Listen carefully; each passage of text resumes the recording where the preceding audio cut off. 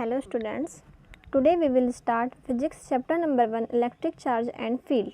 Electric charge mean क्या होगा? विद्युत आवेश एंड फील्ड मीन उसका क्षेत्र, यानी विद्युत आवेश एंड उसके आसपास का क्षेत्र। यह हमें चैप्टर नंबर 1 में दिया हुआ है and today we will study electric charge and field. चलिए हम देखते हैं इसमें दिया क्या है। इसमें दिया हुआ है सबसे पहले fractional electricity. Fractional electricity mean क्या हो जाएगा? फ्रैक्शनल्स मीन क्या होता है? घर्षण, और इलेक्ट्रिसिटी मीन क्या होता है? विद्युत। तो इट मीन्स क्या हो जाएगा इसका मीनिंग? घर्षण विद्युत। तो हम आज क्या पढ़ेंगे? Fractional electricity. सो चलो देखते हैं। It is our daily experience that if is a plastic scales is rubbed on dry hair on a dry day and brought near the small bits of paper lying on a table, it is seen that the bits of paper get attracted towards the scale. So देखिए इसमें क्या दिया हुआ है। हम अपनी daily experience में हम करते भी हैं इस एक्सपेरिमेंट को। इसमें क्या किया, इसने एक प्लास्टिक स्केल लिया है।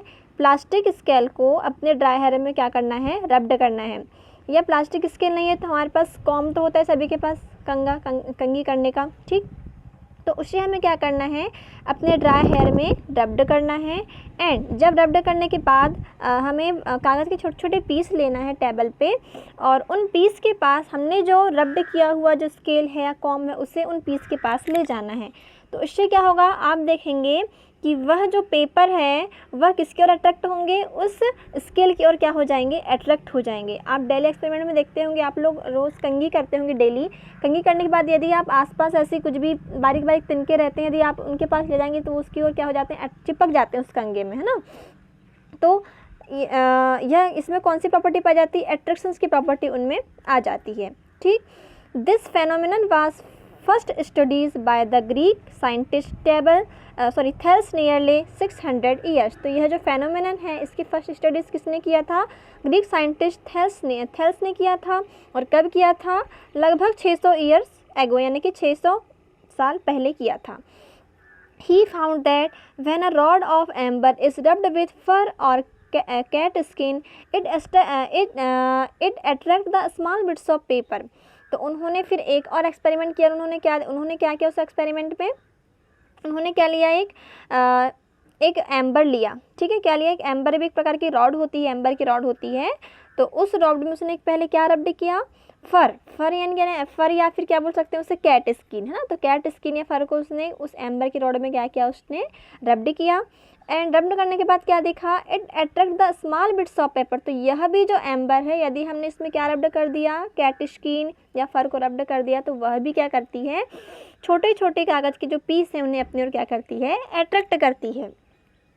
एम्बर्स मीन इलेक्ट्रॉन। तो ग्रीक लैंग्वेज में एम्बर की मीनिंग क्या होती है? इलेक्ट्रॉन होती है। मतलब एम्बर को हम क्या कहते हैं? इलेक्ट्रॉन कहते हैं। So the cause of above phenomenon was called electricity. तो यही बोलना चाहिए, जो फेनोमेनन है किसका कारण बनी? इलेक्ट्रिसिटी का कारण बनी। हम इसे क्या कह सकते हैं? इलेक्ट्रिसिटी कह सकते हैं, ठीक है। तो देखिए यहाँ से अब इलेक्ट्रिसिटी की डेफिनेशन आती है। क्या है इलेक्ट्रिसिटी की definition? Thus electricity is the energy due to which a substance acquire the property of attracting the light bodies, ना। तो क्या है यहाँ पे प्रॉपर्टी? देखिए, Thus electricity is the energy due to which is substance acquire the property of attracting the light bodies. तो attractive एक प्रकार की एनर्जी है। क्या बोल रहे हैं? Electricity is the energy. तो इलेक्ट्रिसिटी ऐसी एनर्जी है जो कुछ सबस्टेंस में लाइट बॉडी को अट्रैक्ट करने की प्रॉपर्टी को ही हम क्या कहेंगे? उसमें जो इलेक्ट्रिसिटी पाई जा रही है या वह इलेक्ट्रिसिटी उसमें है, ठीक। यानी कि हर लाइट बॉडीज़ को अपने अट्रैक्ट करने की प्रॉपर्टी क्या कहलाती है? इलेक्ट्रिसिटी कहलाती है। तो यहाँ से एक हमारी डेफिनेशन तैयार हो गई। इलेक्ट्रिसिटी क्या होती है? मैंने यहाँ पर टिक भी कर दिया है, आप इसे अपनी कॉपी में नोट भी कर सकते हैं। जिनके पास बुक नहीं है उनके लिए है ये, ठीक है। अब देखिए, the electricity produce on rubbing the two object with each other is called the fractional electricity. अभी देखिए, हमने स्टार्टिंग में क्या देखा था? क्या पढ़ रहे हैं हम? फ्रैक्शनल इलेक्ट्रिसिटी पढ़ रहे हैं। तो फ्रैक्शनल इलेक्ट्रिसिटी की मीनिंग क्या है? इसकी डेफिनेशंस क्या है? देखिए यहाँ पर, the electricity produce on rubbing the two object with each other is called the fractional electricity. यानी ऐसी इलेक्ट्रिसिटी जो किससे प्रोड्यूस हो रही है? टू ऑब्जेक्ट को रबिंग करने से या रगड़ने से प्रोड्यूस हो रही है, तो उसे हम क्या कहेंगे? Fractional electricity. फ्रैक्शनल्स की मीनिंग ही होती है घर्षण, यानी क्या होता है जब दो ऑब्जेक्ट टकराती हैं उनके हम एक दूसरे की ओर क्या करते हैं उसमें घिसते हैं या उनको टकराते हैं, तो उससे हम क्या कहते हैं फ्रैक्शनल्स घर्षण कहते हैं। तो इसी प्रकार फ्रैक्शनल्स इलेक्ट्रिसिटी क्या कहलाएगी, टू ऑब्जेक्ट को क्या करेंगे हम रबिंग करेंगे, रगड़ेंगे एक दूसरे के ऊपर, तो उससे जो इलेक्ट्रिसिटी प्रोड्यूस होगी उससे हम कौन सी इलेक्ट्रिसिटी कहेंगे, फ्रैक्शनल्स इलेक्ट्रिसिटी। ठीक, तो यहाँ से भी डेफिनेशन हमारी तैयार होती है, प्रिपेयर होती है, कौन सी, फ्रैक्शनल्स इलेक्ट्रिसिटी। तो यहाँ पर ही मैंने टिक मार्क कर दिया है। अब देखिए, from the scientific point of view the phenomenon was first studies in details by the English scientist William Gilberts in the 16th century. तो अब आप इसे छोड़ दीजिए, अब यहाँ पे देखिए, सीधे यहाँ आइए। The bodies which acquire the property of attracting the light bodies are said to be charge और इलेक्ट्रीफाइड। अब यहाँ से हम क्या बोल रहे हैं, इलेक्ट्रीफाइड क्या होता है, ठीक है। तो इलेक्ट्रीफाइड क्या होता है, thus the bodies which acquire the property of attracting the light bodies are said to be charged और electrified। यानी कि electrified की मीनिंग क्या हो जाएगी, ऐसी बॉडीज़ जो लाइट बॉडीज़ को अपनी ओर अट्रैक्ट कर रही है। जैसे अभी हमने क्या देखा, एक प्लास्टिक का कॉम देखा, एक एम्बर की रॉड देखी, तो ये देखिए ये जो ऑब्जेक्ट हैं उन पे हम रब्ड क्या कर रहे हैं, एम्बर की रॉड में क्या रब्ड कर रहे हैं हम, कैट स्किन को रब्ड कर रहे हैं, और एक प्लास्टिक का कॉम लिया था उसमें हम क्या रब्ड कर रहे हैं, हम उसे अपने ड्राई हेयर में रब्ड कर रहे हैं ना। तो दोनों में रब्ड करने की वजह से उनमें कौन सी प्रॉपर्टी आ रही है, अट्रैक्ट करने की प्रॉपर्टी आ रही है ना। मतलब एक वो क्या कर रहे हैं, कागज के छोटे छोटे पीस को क्या कर लेते हैं, अपनी ओर अट्रैक्ट कर लेते हैं। तो ऐसी बॉडीज़ जिनमें हम रब्ड करते हैं तो वह लाइट बॉडीज़ को क्या करती है, अट्रैक्ट करती है। तो ऐसी बॉडीज़ क्या कहलाएंगी, चार्ज्ड बॉडीज़ या इलेक्ट्रीफाइड बॉडीज़। ठीक है, तो यहाँ से थर्ड डेफिनेशन तैयार होती है, इलेक्ट्रीफाइड क्या होते हैं। तो मुझे लगता है कि समझ में आपको आ गया होगा। अब देखिए, if the electricity so produce is kept stationary not allowed to flow it is called the static electricity. अब देखिए फोर्थ डेफिनेशन किसकी आती है, स्टैटिक इलेक्ट्रिसिटी। तो स्टैटिक मीन क्या होता है, स्थिर। इलेक्ट्रिसिटी मीन क्या हो जाएगा, विद्युत, है ना। देखिए यहाँ से क्या हो जाएगा, if the electricity so produce is kept stationary, यदि इलेक्ट्रिसिटी कैसी प्रोड्यूस्ड हो रही है, लेकिन कैसी है वह, अभी स्टेशनरी यानी कि स्थिर है, उसमें कोई फ्लोइंग नहीं हो रही है, तो हम इस इलेक्ट्रिसिटी को क्या कहेंगे, स्टैटिक इलेक्ट्रिसिटी, यानी कि स्थिर विद्युत। यानी कि इलेक्ट्रिसिटी तो प्रोड्यूस हो रही है लेकिन वो अभी फ्लो नहीं हो रही है ना, ओनली वो क्या है, स्टैटिक है, वहाँ पर स्थिर है, तो हम उसे क्या कहेंगे, we will call static electricity. So यहाँ से हमारी पूरी 4 डेफिनेशंस बन जाती हैं। आई होप आपको समझ में आया। अब आप देखिए, हाँ यहाँ नीचे देखिए क्या लिखा हुआ है, if the electricity produce in a body is allowed to flow it is called the current electricity, है ना। तो अभी हमने देखा स्टैटिक इलेक्ट्रिसिटी, तो वह क्या होती है, यदि हम इलेक्ट्रिसिटी यदि किसी बॉडी में फ्लो नहीं हो रही है तो हम क्या कहेंगे, स्टैटिक इलेक्ट्रिसिटी। और यदि वही इलेक्ट्रिसिटी यदि किसी बॉडी में फ्लो हो रही है, यानी वह बॉडी उसे फ्लो होने दे रही है, अलाउड कर रही है फ्लो होने के लिए, तो हम उसे क्या कहेंगे, करंट इलेक्ट्रिसिटी। करंट यानी क्या होता है ना, करंट यानी क्या होगा हमारा, एक प्रकार से चलना, है ना, विद्युत। करंट इलेक्ट्रिसिटी यानी कि धारावाही वह चलती है, उसमें करंट फ्लो हो रहा है, तो हम क्या कहेंगे, करंट इलेक्ट्रिसिटी। तो इतना यहाँ से हमने 4 डेफिनेशंस पढ़ी। कौन कौन सी पढ़ी हमने, सबसे पहले तो हमने देखा क्या पढ़ रहे हैं हम, फ्रैक्शनल्स इलेक्ट्रिसिटी पढ़ रहे हैं, घर्षण विद्युत पढ़ रहे हैं। तो आपको तो सबसे पहले इलेक्ट्रिसिटी होती है इसका नॉलेज होना चाहिए, है ना। तो इलेक्ट्रिसिटी क्या होती है, इलेक्ट्रिसिटी हम सिंपल से लैंग्वेज में कह सकते हैं चार्ज, है ना, आवेश, प्लस माइनस, यानी किसी भी बॉडीज़ में यदि करंट फ्लो हो रहा है तो हम उसे क्या कहेंगे, इलेक्ट्रिसिटी कहेंगे, है ना।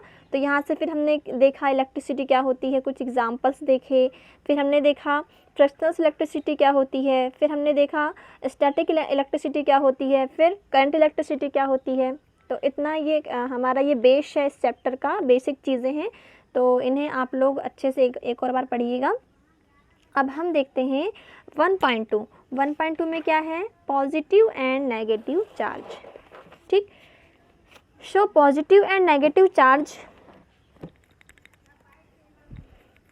तो पॉजिटिव मीन क्या होता है, पॉजिटिव मैंने होता है प्लस एंड नेगेटिव यानी क्या होता है, माइनस। तो ये तो आप लोग जानते ही हैं कि पॉजिटिव चार्ज क्या होता है, नेगेटिव चार्ज क्या होता है। Positive charge mean plus charge and negative charge mean minus charge.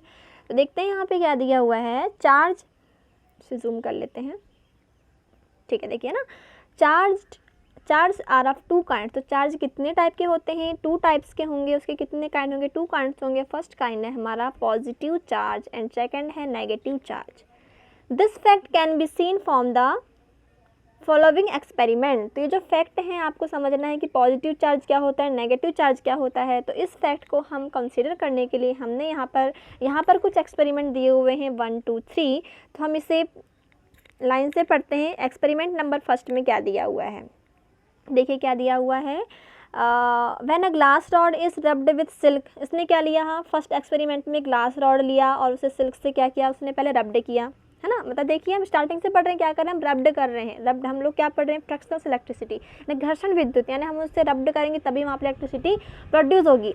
तो अब देखिए यहाँ पर अब हमने क्या लिया, यहाँ पर ग्लास रॉड लिया है, इस रब्ड विथ सिल्क, उसे किससे रब्ड किया, हमने सिल्क से रब्ड किया। The glass rod gets charged. तो देखिए जैसे ही हमने क्या पढ़ा था कि जो इलेक्ट्रीफाइड जो ऑब्जेक्ट हैं, तो यदि हम उसे किसी भी ऑब्जेक्ट से रब्ड करें तो उनमें क्या आ जाता है, किसी भी लाइट बॉडीज़ को अट्रैक्ट करने की प्रॉपर्टी प्रोड्यूस हो जाती है। तो हम उन बॉडी को क्या कहते हैं, इलेक्ट्रीफाइड कहते हैं। सो इसमें भी दिया हुआ है, एक ग्लास रॉड लिया है, उसने सिल्क से इसे रब्ड किया है। The glass rod gets charge या इलेक्ट्रीफाइड, बात एक ही है ना। तो वह बॉडीज़ कैसी हो जाएगी, इलेक्ट्रीफाइड हो जाएगी। ये तो हमने पहले ही पढ़ चुका है डेफिनेशंस में स्टार्टिंग में।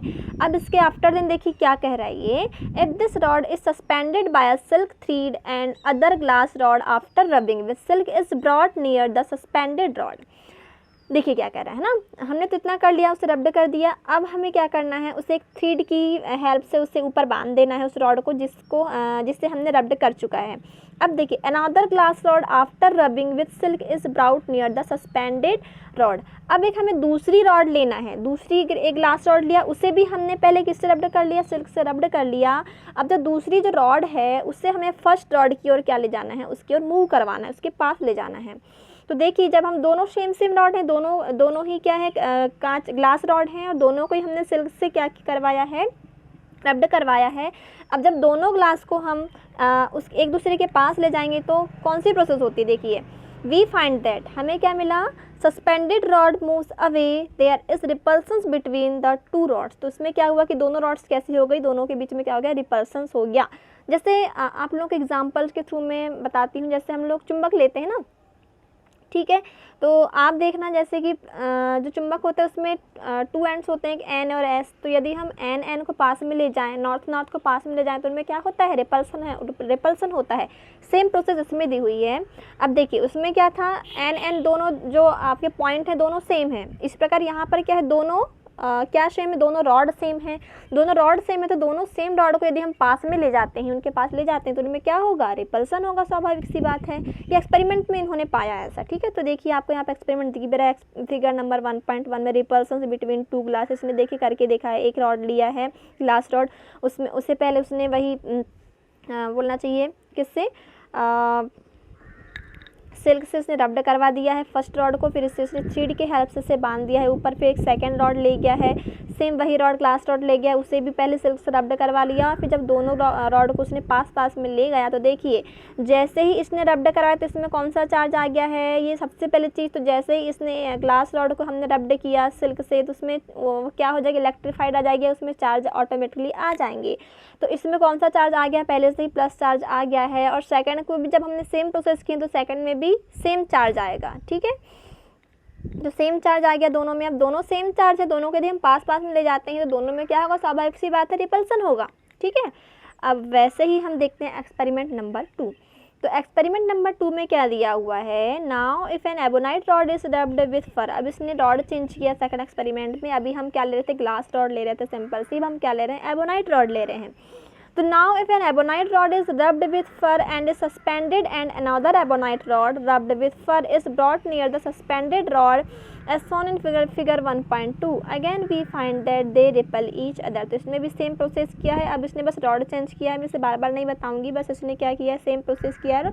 और इसने बस कौन सी रॉड ले लिया, एबोनाइट रॉड लिया। दोनों एबोनाइट रॉड जब एक दूसरे के पास आएंगे तो दोनों में क्या होगा, रिपल्सन होगा। बस वो प्लस चार्ज थ्री इसमें क्या आया है, माइनस चार्ज आया है। लेकिन क्या हो, दोनों तो चार्ज सेम है ना, प्लस प्लस माइनस माइनस।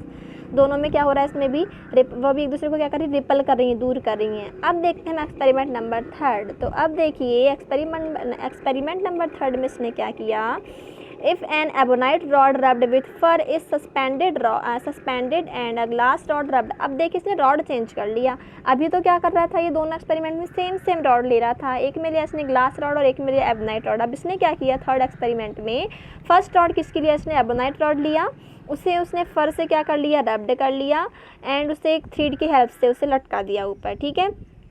अब से सेकंड रॉड कौन सी लिया, इसने ग्लास रॉड लिया है, ना कि इसने एबोनाइट रॉड लिया है ना। सेकंड रॉड क्या लिया, इसने ग्लास रॉड लिया। अब देख लिया एक्सपेरिमेंट नंबर 1.3 में ना, फर्स्ट रॉड क्या लिया, देखिए आप देख सकते हैं एबोनाइट रॉड लिया और इसको फर से रब्ड कर लिया। तो देखिए फर से रब्ड कर लिया तो एबोनाइट में कौन सा चार्ज प्रोड्यूस हो रहा था, minus charge. And second glass rod, देखिए फर्स्ट में ग्लास रॉड में कौन सा प्लस चार्ज प्रोड्यूस हो रहा है, तो इसमें भी क्या जाएगा, सेकंड जब ग्लास रॉड इसने क्या लिया, ग्लास रॉड लिया, तो इसमें कौन सा प्रोड्यूस हो जाएगा, प्लस चार्ज प्रोड्यूस हो जाएगा। अब देखिए जब हम दोनों को एक दूसरे के पास ले जाएंगे तो उन्होंने क्या पाया कि दोनों रॉड क्या हो रही है, एक दूसरे को अट्रैक्ट कर रही हैं, है ना, आकर्षित कर रही हैं, अट्रैक्शन हो रहा है इनके बीच में। इनमें क्या हो रहा था, रिपल्सन हो रहा था। रिपल्सन में ये दूर जा रहे थे दोनों रॉड, है ना, और यहाँ पर देखिए दोनों रॉड क्या आ रही हैं, पास आ रही हैं। तो ये हो गया एक्सपेरिमेंट। अब देखिए हमने यहाँ से क्या कंक्लूजन निकाला, देखिए क्या निकाला, from the above experiment it is concluded that, हमने यह कंक्लूजन निकाला कि first on rubbing the glass rod with silk is acquire one kind of charge and the ebonite rod on rubbing with fur acquire another kind of charge. Second, like charge repel each other while the unlike charge attract each other, है ना। तो देखिए simple language में से बता दूँ कि क्या कह रहा है कि फर्स्ट एक्सपेरिमेंट में हमने क्या लिया, ग्लास रॉड लिया, दोनों ग्लास रॉड थी, दोनों में प्लस चार्ज था, दोनों प्लस चार्ज यानी दोनों कैसे हैं, लाइक यानी कि समान। सेकंड में हमने क्या किया, एबोनाइट रॉड लिया, लेकिन दोनों ही हमने एबोनाइट रॉड लिया, दोनों में माइनस चार्ज था, दोनों लाइक चार्ज हैं, तो दोनों ने क्या किया, रिपल्सन किया। थर्ड एक्सपेरिमेंट में क्या किया, हमने दोनों रॉड को चेंज किया, फर्स्ट रॉड लिया हमने एबोनाइट, सेकंड रॉड लिया ग्लास रॉड, दोनों में अलग अलग चार्ज आ गए, माइनस चार्ज प्लस चार्ज, दोनों चार्ज अनलाइक चार्ज हो गए। अनलाइक चार्ज ने क्या किया, एक दूसरे को अट्रैक्शन किया। तो सिंपल सी लैंग्वेज में हम बोलें कि यदि दो लाइक चार्ज यदि पास पास आते हैं तो उनमें क्या पाया जाता है, उनमें क्या होता है, रिपल्सन पाया जाता है, दोनों एक दूसरे को क्या करते हैं, प्रतिकर्षित करते हैं, दूर भागते हैं एक दूसरे से, है ना।